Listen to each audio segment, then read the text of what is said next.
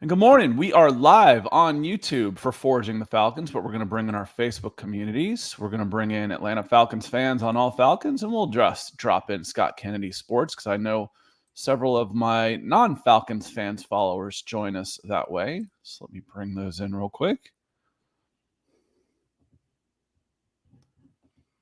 And good morning. This is Forging the Falcons on Wednesday morning at 9-ish a.m. that we come in on every Wednesday. And this is a pretty special episode following the 53-man initial roster list that we're going to dive right into. And I know it should be a very passionate type of conversation, so I expect the chat to be very active today and the comments after the fact to come in because a lot of times we get attached to a lot of these players and we think this guy should be here. I know one of my initial reactions was like, what? When I saw one of these guys get cut. So, and I know I'm not the only one. So we're going to talk a little bit about that. Where are some of the holes? Not just holes like, okay, we need an upgrade at this position, but holes like this 53-man roster isn't done yet because there's only one player here. Those type of holes. But let me first welcome in Nick Kendell. Nick, welcome in all the way from Seattle. So I'm in Atlanta. Nick's in Seattle. We are coast to coast this morning. So Nick, welcome in. Yeah, welcome in. It's a good day. Happy Wednesday. Happy hump day from the dirty birds to the wet birds. I don't know what you call the Seahawks out here. But no, excited to be here and always fun to talk some football and really excited to see what this Falcons team does this season. I'm much more, I guess, ingrained in the Falcons this year and a believer in their process. Last year, even though they were winning some games, the point differential, the games they were up against, the roster didn't look like it was going in a good place. And they really did tear that Band-Aid off. And this is a building year. This is a year that you have to take as a stepstone year. So I'm excited to see what this initial 53 or discuss what this initial 53 is and see how it changes as well.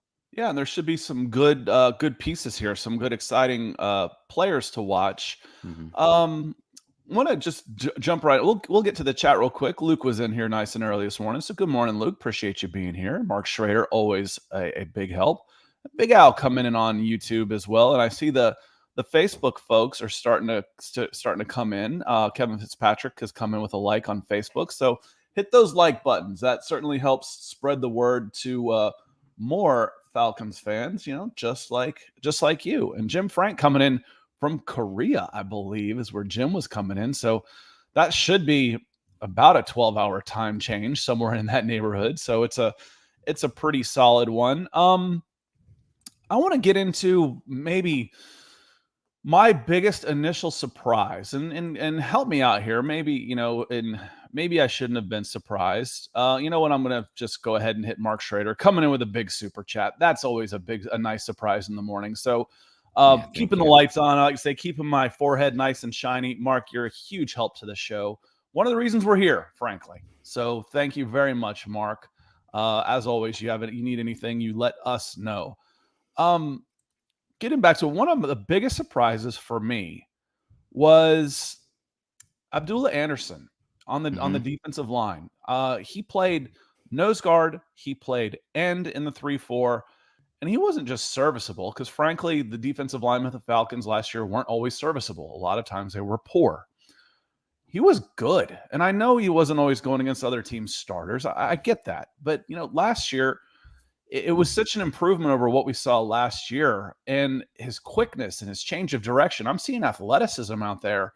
I know this guy's bounced around a little bit, but I was very impressed with what I saw. And I have to think he's absolutely a target for the practice squad, but man, I want this guy in the active roster. I want him playing. Yeah, no, he was really good. And I want to thank Mark Schrader as well. $20 coming in orange. Really appreciate that, Mark. Abdullah Anderson. Honestly, I was more surprised by the other defensive line. Tangelo. I thought Tangelo had a great time. A good preseason as well. Stood out. Falcons defensive line depth was pretty solid in preseason, but yeah. Abdullah, I would assume he's destined for the practice squad, played for the Bears last year. Obviously, one of those Bears to Falcons connections as well. Did he play for the Bears? He was on the Bears practice squad. He did. They all did. Yeah. It was a bit surprising. And the fact that the Falcons are so thin on the defensive line right now for a team that was really just beat up last year with Mhm. on the defensive front. It is surprising, and another reason that they say it's the initial 53, not the final 53, but the initial Right. 53. And David's in here, uh, pumping the horn for Timmy Horn, and that's no pun intended. I didn't mean that. Toot his horn for Timmy Horn. I didn't mean that. I didn't mean that pun. That was terrible. I'm about it. And Timmy Horn, frankly, I don't remember getting to see him a lot in the preseason, which may have been an indicator that, hey, we're looking at some other guys trying to make this. And this, to me, this isn't necessarily about Timmy Horn, David. At 6'5", 326, we've been crying out for size in the middle of that line. There it is. So that's what he says. They like him because he can play 3-tech. Yes, nose tackle. He can move back and forth. And Abdullah Anderson did as well. But right now, when you're looking at the defensive line, David, you're looking, and everybody at Falcons country, you're looking at Grady Jarrett, Timmy Horn, Anthony Rush, Taquan Graham, and Marlon Davidson. Marlon Davidson, I think, is headed for the IR. So you're down to 4 healthy defensive linemen in a 3-4. So that's one of the things for me. So I'm not saying he should have been taken instead of Timmy. For anybody that shouldn't have been, that I would have taken off of this roster, would have been Marlon Davidson. I think Marlon Davidson is headed for a short-term injured. Do they call it the injured list, or is that just baseball? Short-term injury reserve. Yeah, injury reserve, or that was the disabled. They got rid of the word disabled. I couldn't remember which politically correct word that they were getting rid of. They got rid of the disabled list and called it the IL. It used to be the DL. So there's only 4. So this isn't about Timmy Horn. 6'5", 326 pounds. Like I said, we've been crying out for size in the middle of that defense for a long time. I'm wondering, with only 4 guys healthy, who's going to come back? I would absolutely bring Abdullah Anderson back, and I would expect him. Expect is a tough word because I'm not in the front office, but based on what I saw, Abdullah Anderson can play for this team. And there's going to be a spot open in the very near future because it's not going to be Marlon Davidson. I'm pretty well convinced on that. Yeah, another team like the Broncos, maybe looking for some defensive line. But the waivers, what is the Falcons order in the waivers? They pick 8th. They were 8th. Yeah, they were 8th in the draft. So I would imagine that's pretty quick. Yep. So they're going to have a chance. And Tangelo, being an undrafted free agent and a young guy, he's headed for the practice squad. I would assume that he was immediately for the practice squad. But let's say Abdullah Anderson, a little bit older. It wouldn't surprise they may lose him, and that's going to be a loss. He's been in the league a few years, a little bit more of a veteran. Now, a lot of times, he's 26 and change. He's been in the league for this will be his 4th season, so he's a veteran on there. Tangelo, again, everybody's like, oh, you don't want to expose him to waivers. Well, most everybody, when they just cut 27, 28 guys, just about every team, they might make one change, but they're trying to bring all those guys back to their practice squads. They're not saying, okay, we've had you in camp, now get out because we're going to make 16 waiver claims. You're going to bring back the vast majority of your practice squad is going to be made of guys that were just on the waiver wire yesterday. I fully expect Tangelo to be one of those guys. And I'm hoping they had a little, nod, wink, wink discussion with Abdullah Anderson saying, hey, listen, don't sign with us. Here's your contract. And we're dating it for tomorrow when we move some of these guys to the short-term injured reserve, you're back on the team. So I'm hoping that's what happens. Yeah. And just to kind of make it an example here for the Broncos did that as well with 2 players on the roster. They released Mike Purcell, defensive tackle, not Mike Purnell, Scott, Mike Purcell, and also tight end Eric. Man, I cannot get it as soon as I know it's Mike Purcell, and then as soon as I say it, it's like one of those things where it's like when you repeat a word so often, it sounds like a sound instead of a sound. There's a phrase for that. I don't remember what it is. Yeah. And I'm like, as soon as I start to say Mike Purcell or Mike Purnell, an alarm bell goes up in my head, and then there's a train crash, and then I'm like, I can't remember who's who. But they're both meh players in the middle of a porous defensive line, and they're so similar in so many ways, not just name, that I can't keep them straight. Yeah, I've never seen them in the same room, so I'm just gonna say that. Mike Purcell and Eric Tomlinson, Broncos released them yesterday. after they put Michael Ojemudia and one other player, Greg Dulcich, on the short-term injured reserve list, then they'll be bringing those guys back. So I wouldn't be surprised at all if that's Falcons do that as well. But apparently, a lot of teams are doing that. I heard the Seahawks are doing that as well with Justin Coleman, I think was the name. So teams are doing it. I tried to get some of this terminology, and yes, Mark, I hope that Abdullah comes back because the Falcons need help on the defensive line. Timmy Horn's a good start. Anthony Rush has played much better. He was like a practice squad pickup in the middle of the season last year, and penciled in as a starter. That the defensive line should be considerably better than it was last year when you ran out there with like Tyler Davis and Grady Jarrett and I don't know, a combination of Marlon Davis and I don't even remember who else was on the other side of it by that time. But Taquan Graham looks legit. Anthony Rush is playing even average is good. And then Grady Jarrett is good. And then you've got help on the edges. Okay. We're starting to cook with a little gas here. I like it. Speaking of cooking with gas, Keith Robbins comes in with some stars. Appreciate you getting us cranked up with some stars this morning, Keith. Over on Facebook. That is a new feature that you can use to say thanks as a little thank you and a show support to your Forging the Falcons duo here. So, and Joe Cannon coming in saying good morning over on Facebook. Good morning, Joe. Glad you're here. And Albert Knoppers is also on Facebook. So, thank you very much. Good to have y'all here. So we've spent a decent amount of time talking about the DL. I'm convinced they're not done. There's just no way. You're not going into the season with Grady Jarrett, Timmy Horn, Anthony Rush, Taquan Graham, and Marlon Davison. And one of the things, I interrupted myself and forgot. I was trying to come up with the technicalities between the PUP list, the injured reserve, et cetera, et cetera. The PUP list is just for injuries that happen before camp.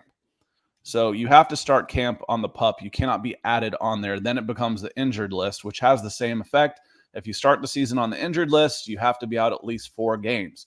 It used to be the entire season. They knocked that down to 8. During the COVID times, they knocked that down to 3, but now it's 4, which is similar to if you start this season on the PUP, if you're still on it. So if Deion Jones hadn't been activated, he would not have been eligible to come off it for another month.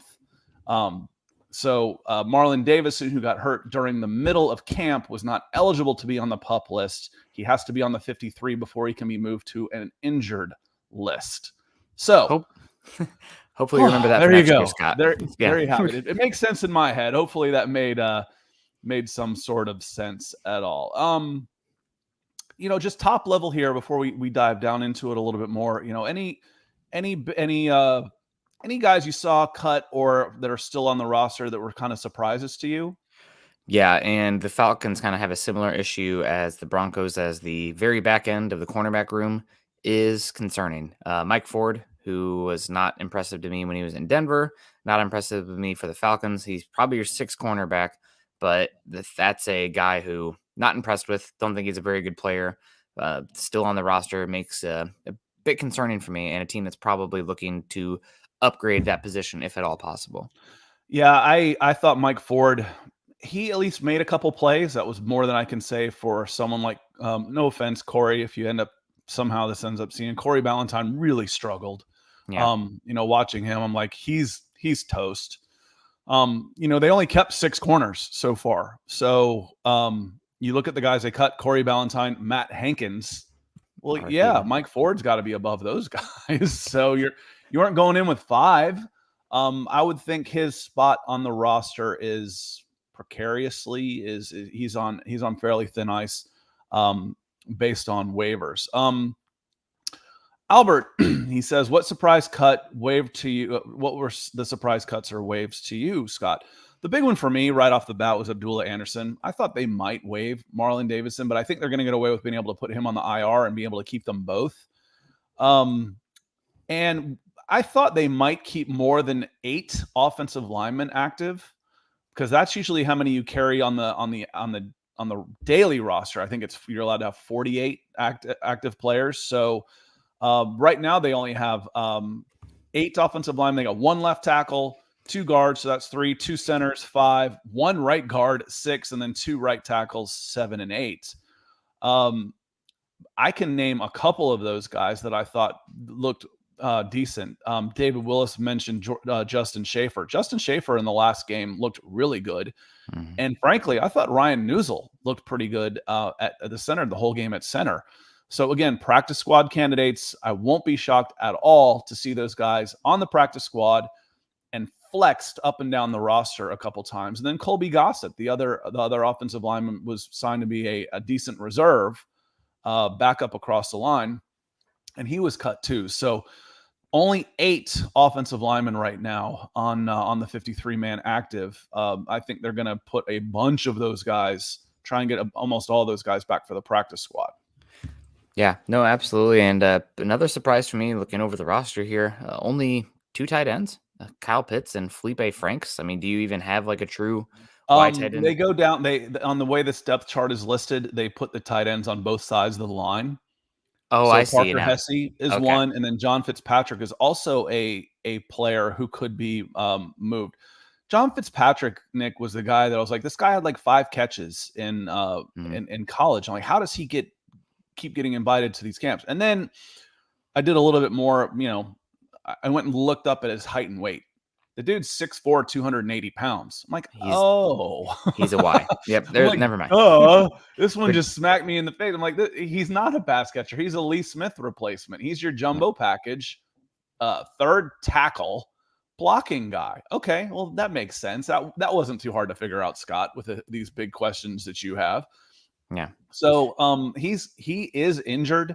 He's another player like Marlon Davison that could be changed out.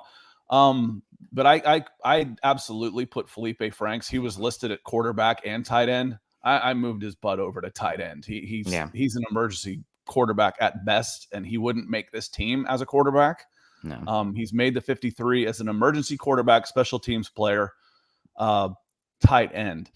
So yeah, but Parker Hesse, Kyle Pitts, Felipe Franks, and then John Fitzpatrick. If Michael Pruitt comes back fully healthy from that ankle injury, I liked what I saw early. Yeah, I did. I really did. And he played really well with Tennessee last year before he got hurt. Yeah. Yeah, and a quick shout out to, you kind of disparaged my guy earlier, Matt Hankins, because he's a Hawkeye. Obviously didn't show up, but that's fine. But Parker Hesse making it. Parker Hesse, fun story there. You guys probably already know, played defensive end for the Iowa Hawkeyes, had a pretty good career there, made the transition to that H-back tight end role, and carving himself up. Man, you're so good at Iowa's such a tight end that you don't even play tight end at Iowa, and you end up at the position in the NFL. That's how much Iowa's tight end you. So good to see Parker Hesse. I thought he's a fun player. I would take him over Andrew Beck. If we're talking fullbacks, though, definitely I'll let my Iowa bias soak through a little bit there. Michael Ronquillo, I got a little bias for Michael as well. Good morning, Michael. Says good morning, Scott and Nick on Forging the Falcons. Good morning to you, Michael, out there in Tucson, Arizona. Hopefully it's not too hot down there right now. We're having a heat wave in the Pacific Northwest. Again, hopefully our last one of the year.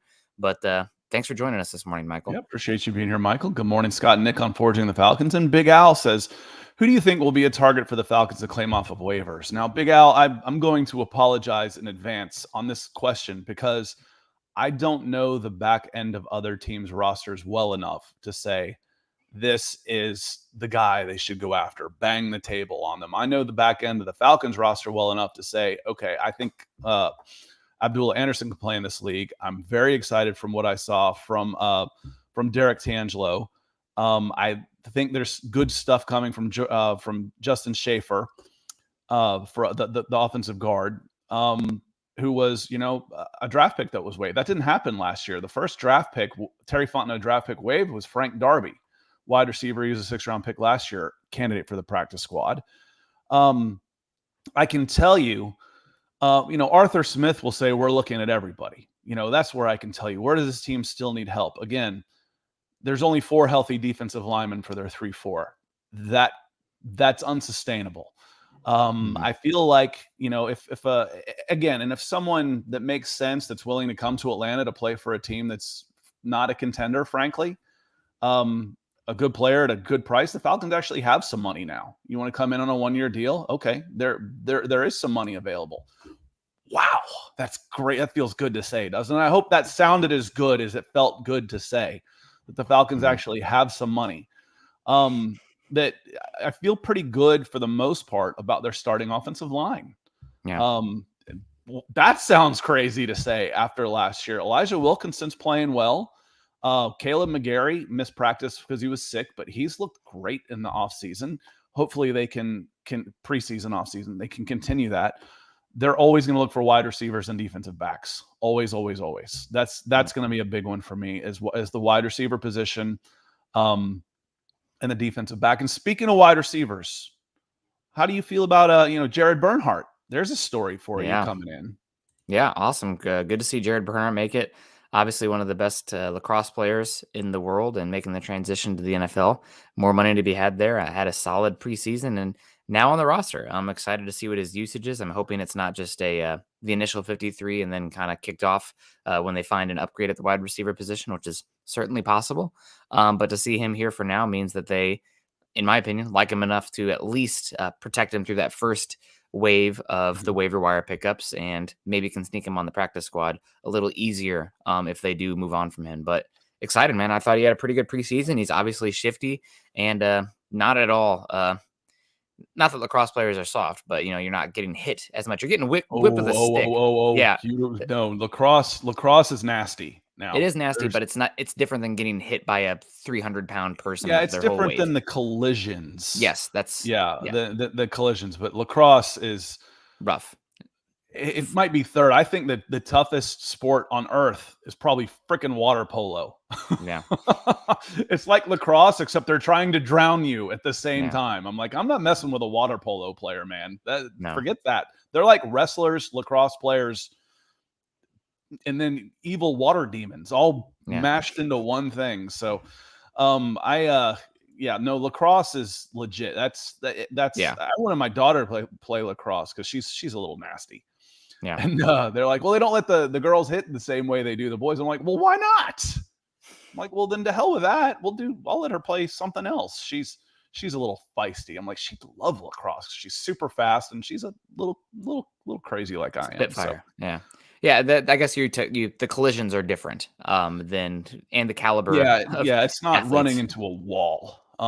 It's not car crashes. Like rugby, the collisions are a little different, but part of that also is the helmets. Mm-hmm. We can get into this too, but I said, you want to get rid of concussions, take the helmets off.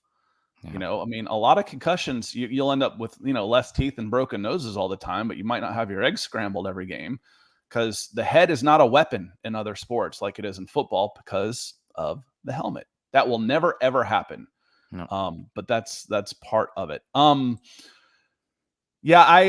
think he looked really good on special teams, which is a start. You've got a gunner out there. And Nick, you've heard me say before about football being an athlete's sport versus being a skill sport. Yes, there is skill involved, but you don't hear about people playing 4 years of one sport and then going and playing shortstop for, the New York Yankees.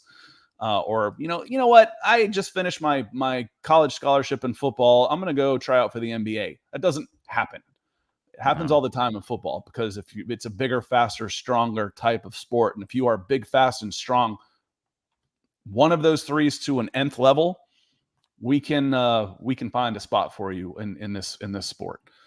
Yeah. I'm looking forward to him. Tough as nails. I the energy. You're not going to wear down a lacrosse player. So having him playing special teams as a gunner, return guy, he's going to play the game like his hair is on fire. So I am looking forward to it. And Joe comes in. Did he sign? I'm sorry, for you listening after, I need to read the question. Nick, how do you feel about the Falcons having interest in Laviska Shenault? If you remember, he's a wide receiver I said we should have traded before we drafted London. I feel like he was just in the news as something that was happening, or is it just because he got waived and didn't make the team? He was traded to the Carolina Panthers. I don't know what the compensation was, but he is now on the Carolina Panthers. Laviska Shenault, man, he was horrible last year. Now, part of that is probably the Urban Meyer offense there, but he is a 230-pound, 6'2" slot weapon that doesn't have much twitch or wiggle. You pretty much have to manufacture touches for him. And I mean, I get the Falcons maybe being interested in him specifically in a Cordell Patterson-esque role. I was going to say, you just describe someone who's very similar on this team. The difference is Laviska's 23 years old. Yeah, I think Patterson's much faster, long speed, even still, much more explosive. But having interest, I mean, Falcons need weapons and playmakers in space. Obviously, they've used 2 top 10 picks on guys, but it's a plethora kind of position. You need to have options. And if Laviska is available for cheap, then I would have no issue with it, but I don't think he's a big difference maker. I think this speaks more to the Falcons, not being quite satisfied with, God, let's pull up the roster. Kaderil Hodge, Demir Bird, Olamide Zaccheaus, Bryan Edwards, fine, but like some wide receivers here, you could use another guy there in the rotation that could help you out, and of course, Bernhardt as well. But and you've got Drake London, who you're hoping, but the rest of it is like, yeah, he's fine, but that's kind of how you can describe this entire wide receiver core. Yep. Except for you used a top 10 pick on a deep wide receiver class with Drake London, so Drake London needs to hit, or I'm going to be pretty critical of that pick. When you start reading about Sky Moore and Christian Watson and George Pickens is on my timeline all the time.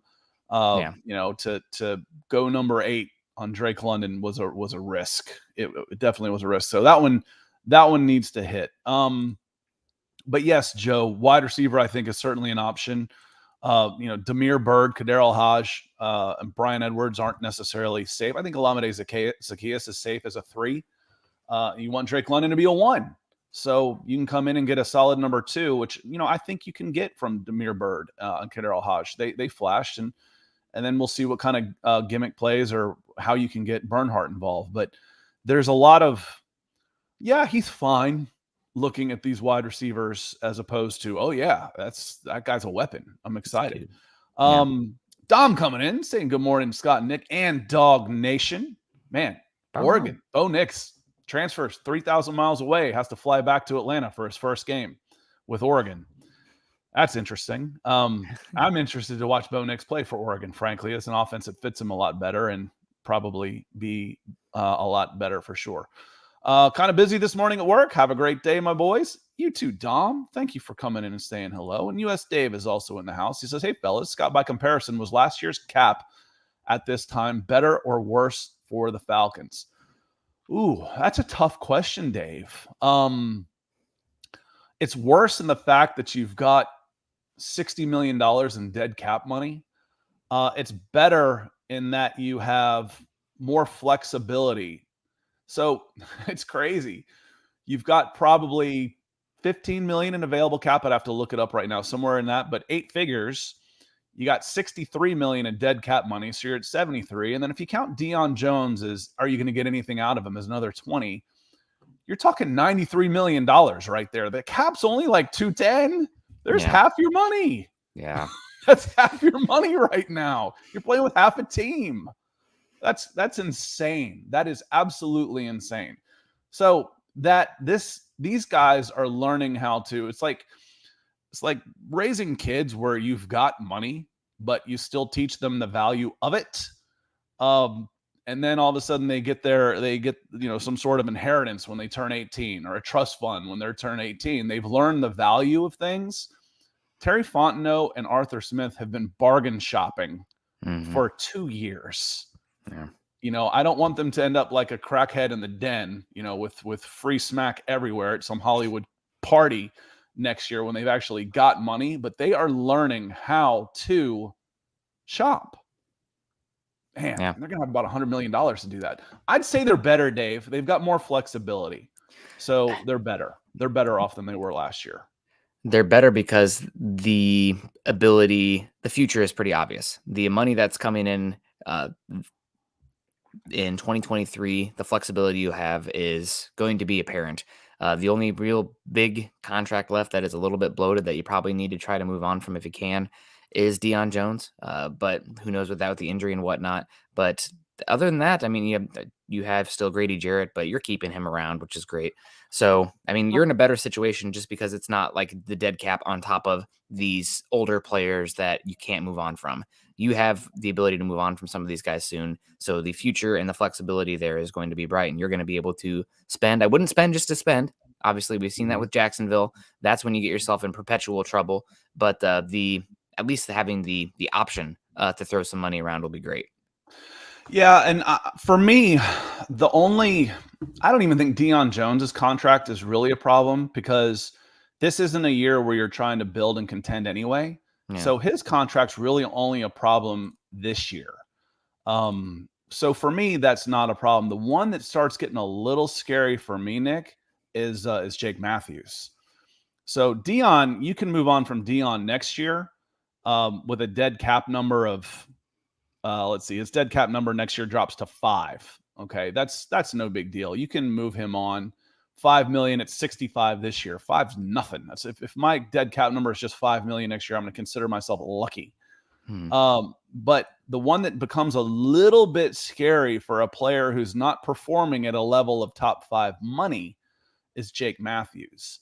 The restructure kicked the can down the road next year. So in 2023, he's got a $30 million dead cap hit, and his cap hit is it's $34 million. So Jake's cap hit next year is $34 million, and his dead cap is 30. So you can't get rid of him. Well, unless you want to be in the same damn situation you're on this year, which you don't want to. And you're not going to have a left tackle with a $34 million cap hit. So you're going to restructure again, and you're going to kick the can down the road again. And eventually it comes a time where you either have to take that $34 million cap hit or the $30 million dead cap hit if you keep restructuring and restructuring and restructuring. We saw it with Matt Ryan for the last 7 years. Eventually that bill comes due. So that is the contract that I don't like that's still out there for the Falcons. But that's only one. Yeah. It was 5. Yeah. It's only 1. Yep. So in a much better position. You're still playing with both your arms tied behind your back financially, but you have direction, and the Falcons' time is coming. You know, you eat your vegetables this year. You should be better for dessert later. Clee coming in saying what's insane is that elite quarterbacks take up 25% of the cap. Clee, that is insane. And I would argue that truly elite difference-making quarterbacks are worth even more, which is crazy. I mean, could be 50%, and I wouldn't even bat an eye. So, yeah, that's is what it is. But yeah, it is crazy. It's just the disparity, and that's also, I guess, capitalism, right? Quarterbacks get paid what the market dictates. Yeah, I teed that up for Clee for the Clee's comment, because I knew Nick would say that. It's like, listen, a top level quarterback probably means more than 25% of your success rate. Yep.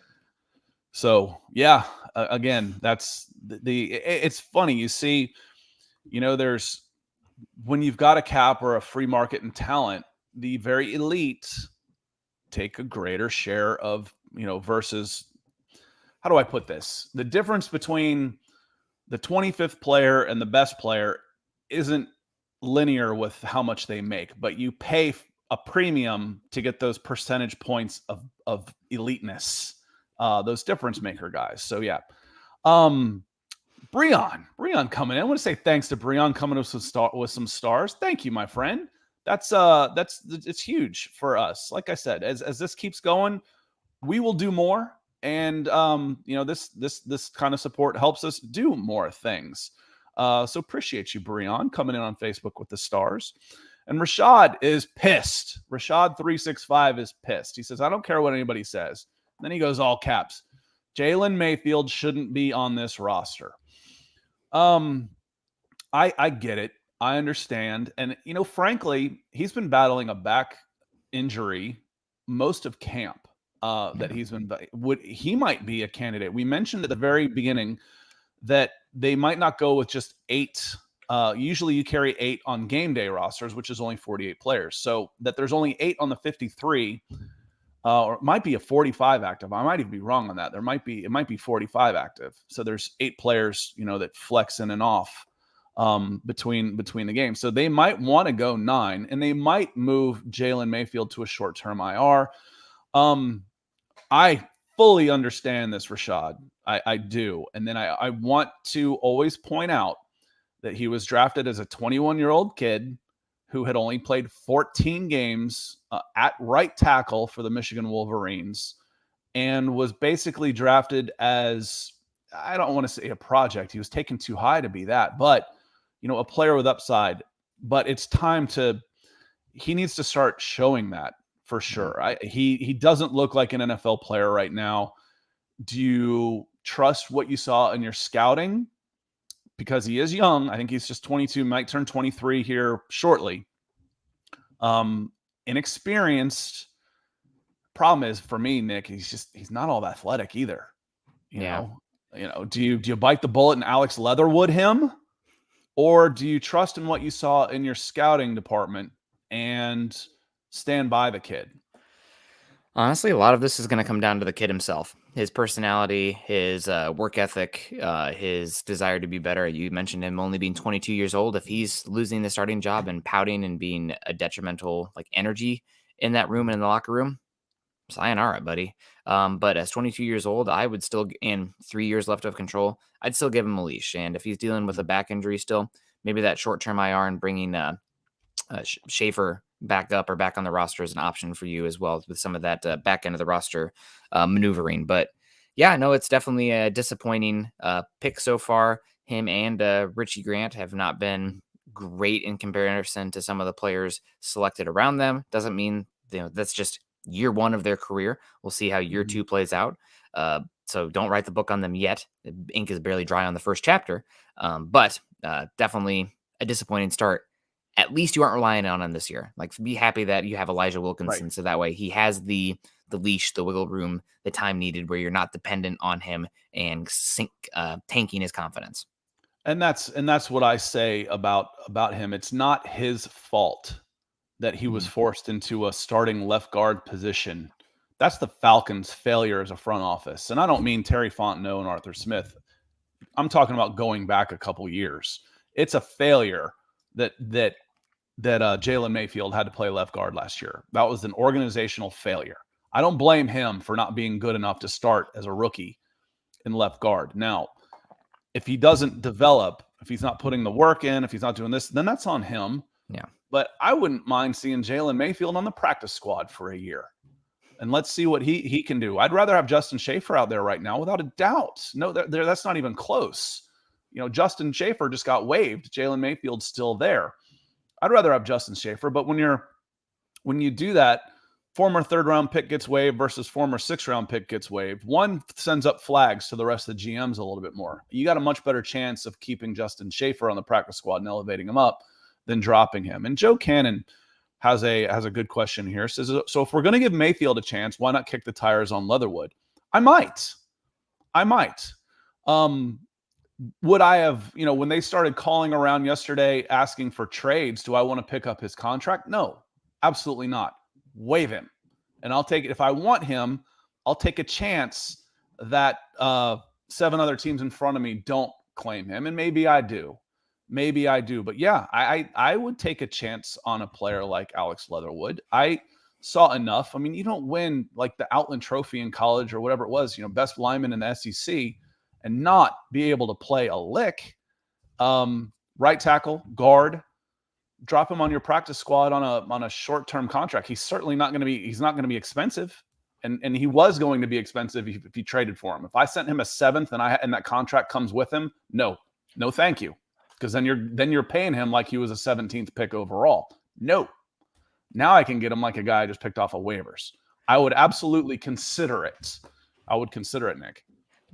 Doesn't the contract come with in waivers? Obviously the guaranteed doesn't. But once he clears waivers, I guess. So he'd have to clear waivers and go all the way through. Sign him. Yes. Yeah. So he may have to go through waivers first, and then you can sign him. So I would imagine he will clear waivers with that contract. Yeah. Again, some of the procedural stuff. If I screw that up, we'll try and correct it. Yeah. Once he clears waivers, though, no, the contract's gone. I could see somebody still claiming him. See Rosen Josh. Yeah. Yeah. I could still see somebody claiming him because I think there is no guaranteed money that comes with that because all the guaranteed is on the signing bonus still with the Raiders. Base salary is nothing. Yeah, so it's the base salary that come with. Maybe some teams, knew the Raiders wanted to move on from him so much that they just said, you know what, nah, we'll wait until he's waived to pick him up. But I would be pretty shocked if he actually passes through waivers for 31 teams. Even though, what's the difference in trading a 7th round pick or not? Maybe some teams wanted to hold on to that 7th that much, knowing how much the Raiders wanted to move on from him. But his base, because so much of that money is guaranteed on his first contract, his base is $6 million.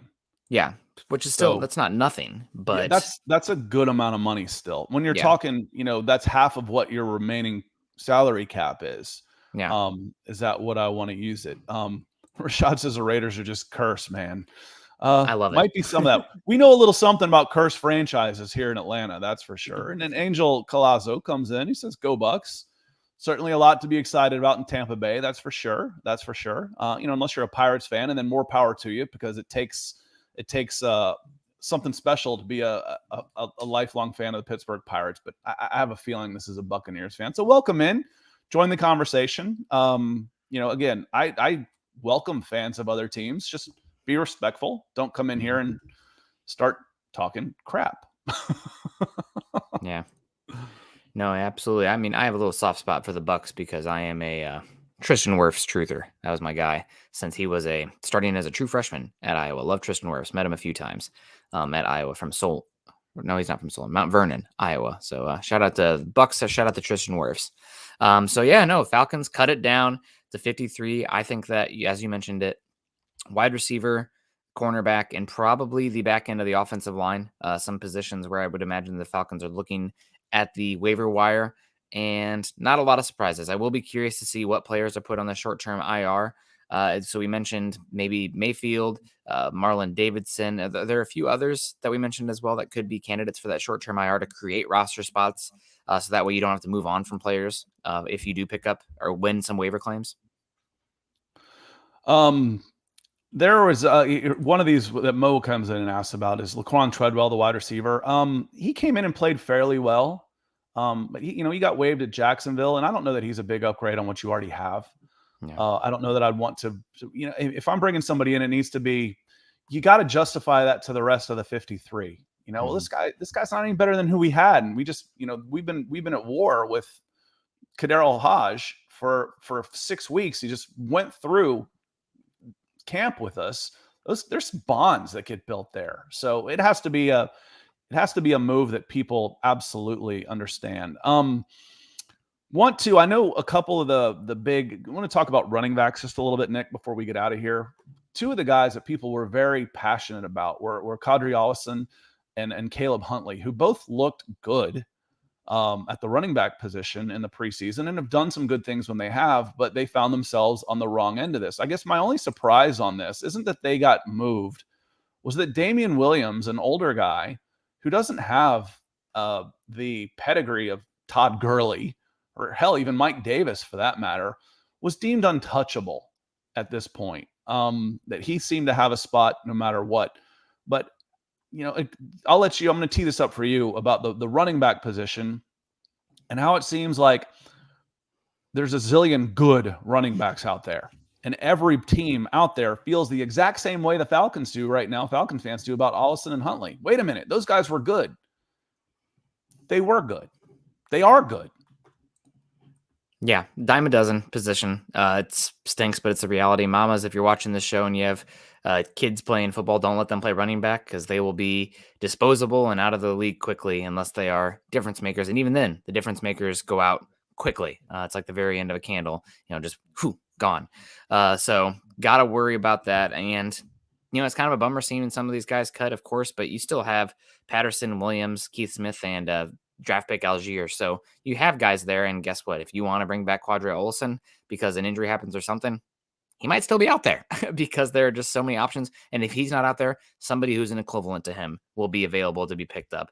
And you won't miss very much. They'll be targeted for the practice squad. And I don't know that there's going to be just a huge, there's good running backs are so easy to come by. I mean, serviceable running backs. Good. Who can do a job. Now there's elite. When you've got one, it. I've said a zillion times, there is no positional value on a game changer.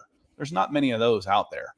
No. But the guys that can do a job and look good doing it, I watched a bunch of preseason. It's like, oh yeah, we just picked this guy up last week to give him a try, and he comes in, and he looks good doing it. They're athletes. These are some of the best athletes in the world. Caleb Huntley and Kadri Allison can do a job. They can, but they found themselves on the wrong end of the numbers here. But it did surprise me a little bit that Damian Williams was seen as a lock for this roster. That one surprised me a little bit. I thought that when we didn't see him as much, that one of those two guys might have made it. Moron comes in. He says, what about O.J. Howard? O.J. Howard is one of the few pieces of news I was able to glean this morning. Looks like he is signing with the Cincinnati Bengals. So he was up there with if the medical goes well, it was the Rappaport-Schefter duo, Scheftaport. One of them, I think, was on that this morning, saying that it looks like O.J. Howard will be a Cincinnati Bengal by the end of the day. Yeah, man, those Bengals picking up those kind of big name players on offense. First it was La'el Collins, now it's O.J. Howard. Bengals are trying to make a run. It's going to be an interesting year this year to see how they play. Once you start getting that type of momentum, and I felt like the first time I saw that happen with the Atlanta Falcons was Tony Gonzalez. Tony Gonzalez had a really good career. The Kansas City Chiefs were a good team, but he wanted to compete for a championship, and he came to the Falcons to do it. Oh my God, this feels Atlanta Braves-ish. The Braves were always able to get guys that on shorter term deals that would come in and, they want to play for Bobby Cox and try and go to a World Series. The Falcons aren't there right now. And I mentioned that before, when you get a guy on waivers or clears waivers, you're trying to sign him, you might have to overpay a little bit because they'll take a little bit less money to go play for a team that, like the Cincinnati Bengals, who looks like they could be headed for another Super Bowl, that could be making another Super Bowl run. So it is 9:52. The next 2 hours and change will be the deadline for claims. And that will be when we'll get an idea, and then the news should be rolling out for the practice squad. So going to be a lot of news coming out. We look forward to talking about it again soon. Check us out on All Falcons, allfalcons.com. I'll have some wrap-ups. And if you're watching this and want to listen to it on a pod, just go to falconspodcast.com. Falcons, what? Oh, crap. Now I got it screwed up. It's Falcons Podcast. Yeah, Falcons Podcast, or falconspod.com. Either one of you will take you to the pod where you can choose to listen on Apple, Spotify, iHeart, Google, Spreaker, however you want to do it. So falconspodcast.com. If you watch this after the fact, or you're watching now and want to listen to it after the fact, we are on audio as well. On that note, Nick, what are you looking forward to? As we blow up the initial 53 in the next 24 hours. What am I looking forward to? I am seeing if the Falcons are making any moves on the defensive line, and going to be curious if I hear anything through my connections in Dove Valley that if the Broncos put any claims on people, Broncos with the 9th waiver wire claim getting snatched up right before the Falcons do it at 8, right before the Broncos can get them. So I was really hoping maybe for a Tyler Johnson, receiver that the Buccaneers waived. But if the Falcons need wide receiver help and cornerback help and defensive line help on the waiver wire, hopefully they don't target the same guys as the Broncos, because those are the spots that I'm looking at for the Broncos as well.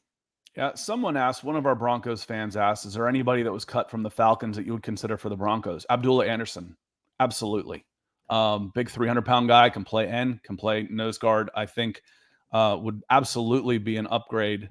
Well, you don't have to worry about it right now, but he could do a job better at stopping the run and doing a job with your reserve defensive line than what we saw in the preseason. That would be somebody I would target for the Broncos for sure. Yeah. No, absolutely. On that note, I'm heading over to Mile High Huddle right now to do Beckoning the Broncos with Kim Becker. She will talk about the 53.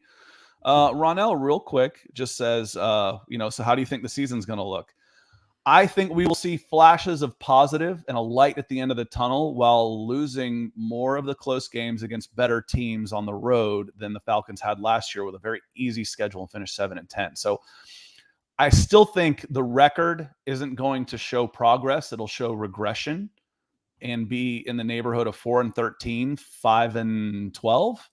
But you will see signs of very much improvement from this team, and signs that say, okay, another draft class, couple free agents, plug a couple big holes, and this team's ready to go. So I think this team can be better and show signs of hope, and the record's not going to reflect that. And I want people to keep in mind when I said that about $90 million right now is not on the field, and what kind of coaching job it will take to make this team competitive with almost half of your available salary cap not on the field. Yeah, no, it definitely will be difficult, and probably this, like you mentioned, a 5-win, I'd say 3 to 6 win team this year for the Falcons, but you're going to be looking for a lot of growth factors on this team. And as long as they are still competing, it's kind of like not to the same extent, but the Lions last year, it's a year where we are not really set up to be a contender. That's okay. We're looking for the small victories here and progression, and that's going to be a big deal. So we have Ronald Smith. How the season's going to look? Hopefully a lot of young guys that you just drafted step up. I think that's the big one there, especially your front 7 players. Maybe you hear some buzz on Desmond Ridder and Drake London, proven to be a top 10 worthy wide receiver, because Lord knows this room is going to need him to step up and be that guy, because Kyle Pitts cannot shoulder that burden alone. So those are the things I'd be looking for and expecting this season. Don't really pay attention to the wins and loss columns as much. Just pay attention to the guys who are younger on the roster, more years of control on their contract, the guys who are the core here. You're looking for the core to build, and then next year you can build upon that. Yeah, there isn't anybody that was brought into this team other than a draft pick that has more than a 1-year contract. Yeah. We can get into that. We got to get out of here, but Marcus Mariota is on a 1-year deal. Forget that it says 2. It's a 1-year deal with a club option. Every free agent that signed is on a 1-year deal. And that was by design. So there's a lot of veterans out there trying to prove something, and a lot of young guys will try and see the growth that they have. So Ray coming in late, want to say hey to Ray. Welcome, and thanks everybody for being here. Thank you to our Super Chat superstar supporters, Keith Robbins, Breon Green, and Mark Schrader. Thank you so much for all of that. We've got to get out of here. We will be back Monday morning at 8:45 Eastern. And until then, we'll be on allfalcons.com all the time. You can always find Nick and Scott on Twitter. You can see that on the screen, at Scout Kennedy and at Nick Kendell, MHH. So for Nick and for me, that's Scott. We'll see you next time. Thanks for being here.